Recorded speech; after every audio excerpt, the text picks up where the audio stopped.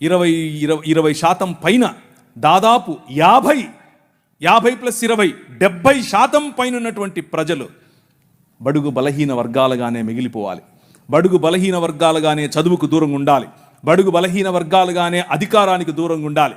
బడుగు బలహీన వర్గాలుగానే విద్యకు, వైద్యానికి, గౌరవానికి దూరంగా ఉండాలి. ఇది వారు కలలు కన్నటువంటి రాజ్యం. వారు కలలు కన్నటువంటి రాజ్యం అదైతే మనం కలలు కన్నటువంటి రాజ్యం ఏమిటి? సమానత్వం.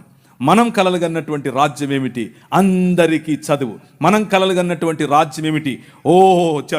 ఇప్పుడు చెప్తాను కాసేపు ఉంటే. కానీ వీరితో పాటుగా ఇస్లామీ సహోదరులు కూడా ఒక మూవ్మెంట్ తీసుకుని వారు కలలు కన్నటువంటి రాజ్యం ఏమిటి?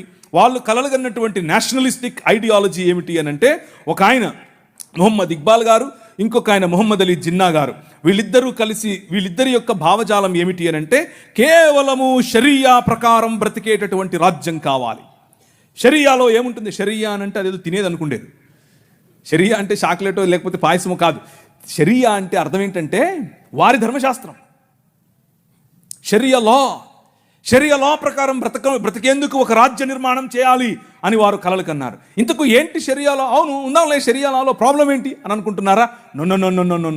షరియాలో ఏముంటుంది అని అంటే, నువ్వు వేరే మతాన్ని ప్రాక్టీస్ చేస్తే నువ్వు బ్రతికుండటానికి పన్ను కట్టాలి. దాన్నే జిజియా పన్ను అని అంటారు. నువ్వు బతికుండటానికి పన్ను కట్టాలి. మొదట అస్సలాము అలైకుం అని ఆయన అనడు, నువ్వే అనాలి. అనకపోతే జైలు.